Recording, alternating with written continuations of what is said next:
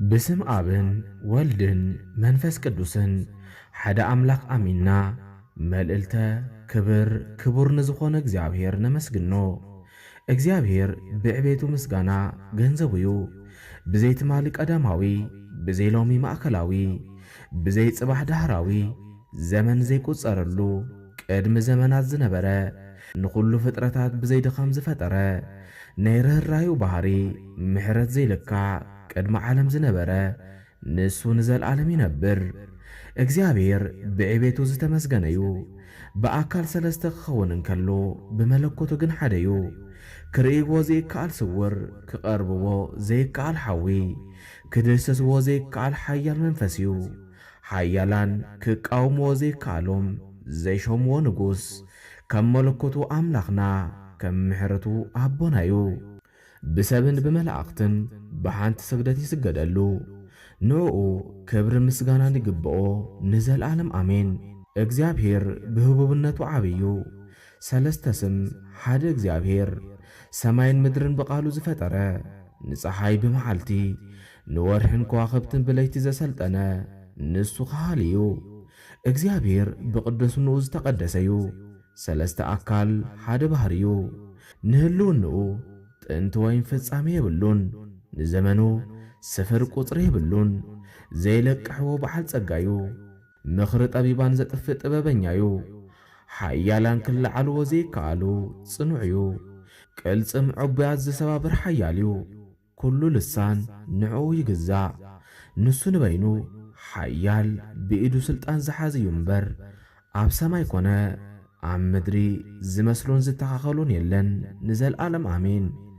ወልደ እግዚአብሔር ሕያው ካብ ድንግል ማርያም ካብ ስጋ ስጋ ካብ ነፍሳ ነፍስ ወሲድካ ሰብ ዝኾንካ ኦ ጎይታይ ኢየሱስ ክርስቶስ በዛ ዓለት እዚኣ ናባይንዓ ኦ ጎይታይ ኢየሱስ ክርስቶስ መጺኻ ርድኣኒ ኣድሕነኒ ኩሉ ኃጢአተይ እውን ኣስተሰርየለይ ዘደንግጽ መለኮታዊ መብረቕ ፋሕፋሕ ዝብል መለኮታዊ ፍሕም ተወርዋሪ መለኮታዊ ቀስት ዘርዕድ መለኮታዊ እሳት ዘብርህ መለኮታዊ ፋና ነጸብራቅ መለኮታዊ ፀሐይ ክቡድ እብነ መለኮት ዘንቀጥቅጥ መለኮታዊ ግርማ ዘንበልብል መለኮታዊ ነበልባል ዘሕብን መለኮታዊ ዋልታ ስኹር ኃይሊ መለኮታዊ ኩናት ዘንቀጥቅጥ መለኮታዊ ዋዒ ሰዓሪ መለኮታዊ እዘዝ ረቂቕ መለኮታዊ ስልጣን ወይ ኃይሊ መለኮታዊ ብልጭልጭታ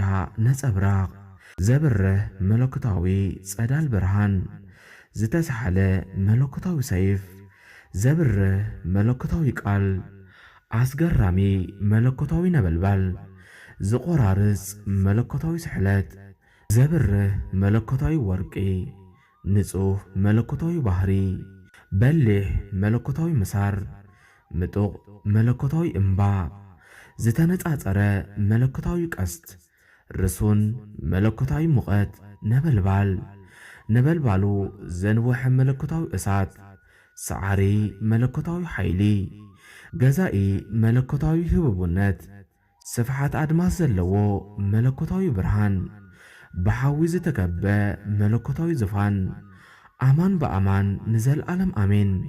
ንሰይጣን ቀጥቂጡ ዘጥፍኦ ጽኑዕ በትሪ ንሱ ኢየሱስ ክርስቶስ እዩ። ኣብ ልዕሊ መስቀልን ከሎ ንሓለውቲ ጭፍራ ገሃነመ እሳት ዘደንገጾም ንሱ ኢየሱስ ክርስቶስ እዩ። ንጸልማት ቀጥቂጡ ኣብ ሙሉእ ዓለም ብርሃን ዘብርህ ሓቀኛ ብርሃን ንሱ ኢየሱስ ክርስቶስ እዩ። ብጸላኢ ዘይፈርስ ጽኑዕ ኣዳራሽ ንወገኑ መጸጊዒ ዝኾኖም ናይ ሕይወት ግድግዳን ንሱ ኢየሱስ ክርስቶስ እዩ። ኣቕርንቱ 7 የዒንቱ 7 ርእሱ 10 ዝኾኑ ንመስዋዕቲ ዝቐረበን ዝተዳለወን ንሱ ኢየሱስ ክርስቶስ እዩ። ሰማያዊ መርዓዊ ኣብ ኣደባባይ ቀራንዮ ስለ ቤተ ክርስቲያን ዝተሰቕለ ንሱ ኢየሱስ ክርስቶስ እዩ። ብዕለተ ዓርቢ ኣብ ልዕሊ መስቀል መዓዙ ዝጣዕመ ንጹህ መስዋዕቲ ኮይኑ ዝቐረበ ንሱ ኢየሱስ ክርስቶስ እዩ። ንሱ ተናዒቑ ተገሪፉ ብቁስሉ ዝተበጀወልና ብትንሣኤውን ዘጸናንዓና ዘዘከረና ንሱ ኢየሱስ ክርስቶስ እዩ።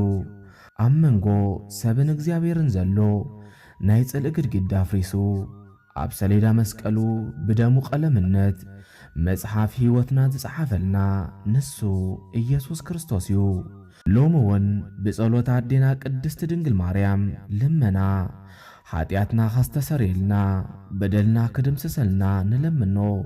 ዳግም እውን ብጸሎት ቅዱስ ዮሐንስ መጥምቅ፣ ብጸሎት ቅዱስ ጊዮርጊስ፣ ብጸሎት አቡነ ተክለ ሃይማኖት፣ ብጸሎት አቡነ ገብረ መንፈስ ቅዱስ፣ ብጸሎት አባ ሳሙኤል፣ ብጸሎት አባ ኪሮስ፣ ብጸሎት አቡነ ጸጋ ኢየሱስ፣ ብጸሎት ኤዎስጣቴዎስ፣ ብጸሎት ደናግልን መነኮሳትን፣ ብጸሎት ሊቀ መላእክት ቅዱስ ሚካኤል፣ ብጸሎት አብሳሪ ትስብእት ብዝኾነ ቅዱስ ገብርኤል፣ ብጸሎት ቅዱስ ሩፋኤል አቃቢ ሆሃት አምላኽ ዝኾነ፣ ከምኡውን ብጸሎት አፍኒንን ሳቁኤልን ንልቢ ደስ ብዘብል ብቅዱስ ራጉኤል ጸሎት፣ ብጸሎት ቅዱስ ፋኑኤል፣ ብጸሎት ሱራፊኤልን ክሩቤልን፣ ብጸሎት አርባዕቱ እንስሳ ጸወርተ መንበሩ ሥላሴ፣ ብጸሎት እስራ ወአርባዕቱ ካህናተ ሰማይ አጥንተ መንበሩ ስሉስ ቅዱስ፣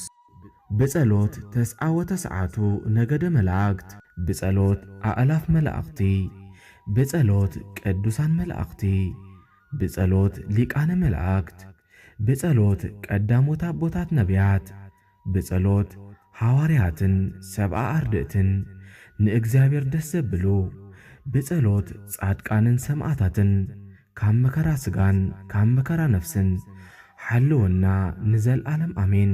ዳግም እውን ካብ ልሳኑ ነጸብራቕ ሓዊ ብዝወፅእ ሓደ አምላክ ብናይ አብን ወልድን መንፈስ ቅዱስን መለኮታዊ ሓድነት ንሰይጣናት ናባይ ከይቀርቡ እወግዞም ኣለኹ። ሕጂ እውን ንእኩያት አጋንንቲ ተንኰለኛታትን አስማተኛታትን ንዝኾኑ ሰባት ካባይ ንኽርሕቑ እወግዞም ኣለኹ። ብኣብ ኣአምን፣ ብወልድ ዕቀብ፣ ብመንፈስ ቅዱስ እውከል። ሳዶር፣ አላዶር፣ ዳናታ ዴራ፣ ሮዳስ ብዝተባሃሉ ሓሙሽተ ቅንዋተ መስቀል ጎይታናን አምላኽናን መድኃኒናን ኢየሱስ ክርስቶስ መርዚ ሞት ከም ዝተሰዓረን ከም ዝበረሰን ሓይሊ ሰይጣን እውን ከም ዝተቐጥቀጠን ከምኡ ናብ ነፍሰይን ሥጋይን ከይቐርቡ ዘማሮቱ መድኃኒቶም ይብረስ አጋንንት እውን ሓይሎም ይድከም ንዘለዓለም አሜን። ካብ አፉ ናይ ሓዊ ሴፍ ብዘወፅእ መለኮታዊ ሓድነት ሓደ አምላክ አብ ወልድ መንፈስ ቅዱስ ናብ ነፍሰይን ሥጋይን ከይቀርቡ ንአጋንንቲ እወግዞም ኣለኹ። ለጌዎን አጋንንቲ ምትሓት፣ ርእሲ መርዘን፣ ቅርጸት ከብዲ፣ ቁርጥማት እግሪ፣ ውግኣት ጎኒ ወይ መጋኛ ወይ ቦዓሶ፣ ቡዳ፣ መናፍስቲ ርኹሳን፣ ዓይነ ሰብ፣ ኢድ ሰብ ዘማሩቱ ኹላቶም ካባይ ንኽርሕቑ እወግዞም ኣለኹ። ብኣብ እኣምን፣ ብወልድ ምህፀን፣ ብመንፈስ ቅዱስ እውከል። ጐይታዬን አምላኸይን ኢየሱስ ክርስቶስ ንዓይኒ ባሪኻ ካብ መከራ ሥጋ ካብ መከራ ነፍስን ንኽትስውረኒ ክልምነካን ክማለደካን ከለኹ ልብኻ ኣይተጽንዓለይ። አሜን። ብስም አብን ወልድን መንፈስ ቅዱስን ሓደ አምላኽ ብምእማን ምስ ምስጋና ነዚ ሰለስትነት ብስም ሥላሴ ኣአምን። በኃይሉ ተመኪሑ ንዝጻረረ ንጸላኢ ቃል እግዚአብሔር ናብ መሬት ይደርብዮ። በሊሕ ብዝኾነ ሰይፈ መለኮት ሱር ደም ክሳዱ ይዕጸዎ። ምስ ብዙሕ እምነት ብስም ሥላሴ ነዚ ሰለስትነት አምን። በመደፈፋር ንዝቃወመኒ ቃል እግዚአብሔር ሰብነቱ የፍርሶ። በሊሕ ብዝኾነ ሰይፈ መለኮት ክሳዱ ይሰይፎ። አሜን። ሓድነቱን ሰለስትነቱን ብምርዳእ ብስም ሥላሴ ነዚ ሰለስትነት አምን። ብተቃውሞ ንዝጻረረኒ ቃል እግዚአብሔር ሓይሉ የድክሞ። በሊሕ ብዝኾነ ሰይፈ መለኮት ክሳዱ ይብተኮ። አሜን። ምስ ንጹሕ ምስጋና ብስም ሥላሴ ነዚ ሰለስትነት አምን። ጽልኢ ብምንዛሕ ንዝጸልአኒ ጸላኢ ቃል እግዚአብሔር ይደምስሶ። ብዝተሰሓለ ሰይፈ መለኮት ክሳዱ ይገስሶ። አሜን። ምስ ብዙሕ ዝማሬ ብስም ሥላሴ ነዚ ሰለስትነት አምን። ሓሲቡን ኣሲሩን ንዝጸልአኒ ጸላኢ ቃል እግዚአብሔር ካብ ክብሩ ይደርብዮ የዋርዶ ብዝተሰሓለ ሰይፈ መለኮት ክሳዱ ይምተሮ አሜን።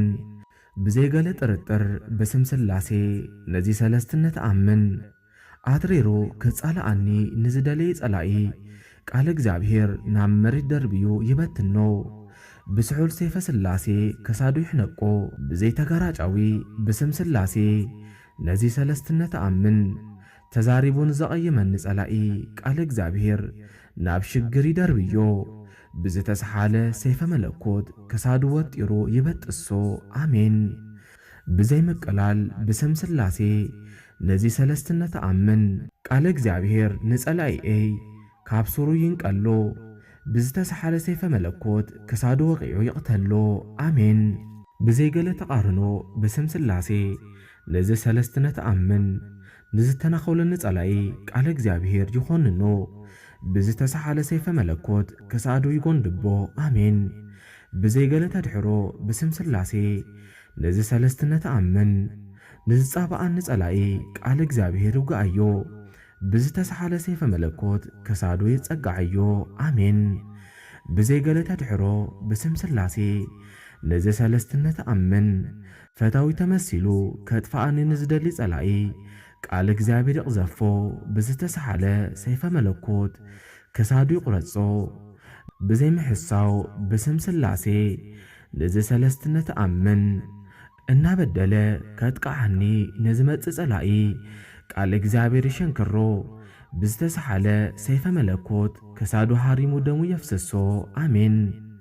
ብዘይገለ ውልውል ብስም ሥላሴ ነዚ ሰለስትነት አምን ብውግዘትን ብቕርሕንትን ንዝቃወመኒ ጸላኢ ቃል እግዚአብሔር ይግነዞ አፉውን ይገልምሞ ብዝተሰሓለ ስሑል ሰይፈ መለኮት ክሳዱ ይቖልምሞ ብዘይገለ ሸለልታ ብስም ሥላሴ ነዚ ሰለስትነት አምን ብትዕቤት ንዝቃወመኒ ጸላኢ ቃል እግዚአብሔር ይምተሮ ብዝተሰሓለ ቃል እግዚአብሔር ክሳዱ ይቐንጽሎ አሜን።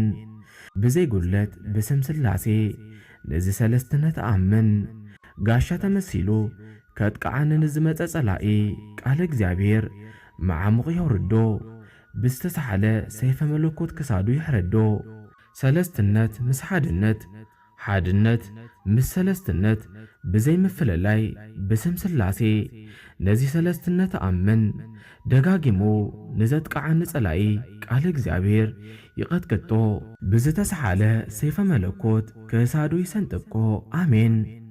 ብዘይገለ ጉለት ብስም ሥላሴ ነዚ ሰለስትነት አምን ፈታዊ መሲሉ ዝቃወመኒ ጸላኢ ቃል እግዚአብሔር ቀልጢፉ ይገስጾ ብዝተሰሓለ ሰይፈ መለኮት ክሳዱ ይቕጸዮ አሜን።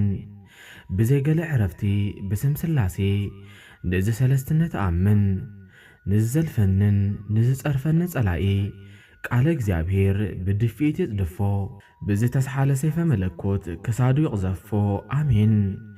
ብመለኮት ቅድስቲ ሥላሴ ጸላእየይ ተደምሲሱ ኽጠፍኣለይ ብመለኮትን ብፍጹም ምስጋናን ብስም ሥላሴ ነዚ ሰለስትነት አምን ብብርኪ ተንበርኪኸ እናሰገድኩ ብስም አብ አምልኽ ብስም ወልድ እመን ብስም መንፈስ ቅዱስ እባረኽ ልዕሊ ኹሉ ዝኾነ ሓደ አምላክ እግዚአብሔር እዩ።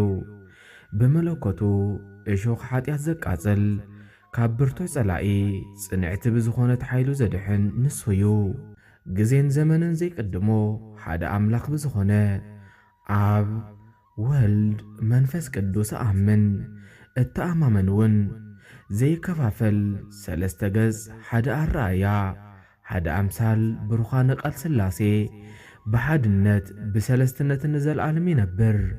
ወልድ ዋህድ እግዚአብሔር ብኹሉ አካሉ ምሉእ ዝኾነ ቅድመ ዓለም ዝነበረ ንዘለዓለም ዝነብር ብስሙ አምን አሜን።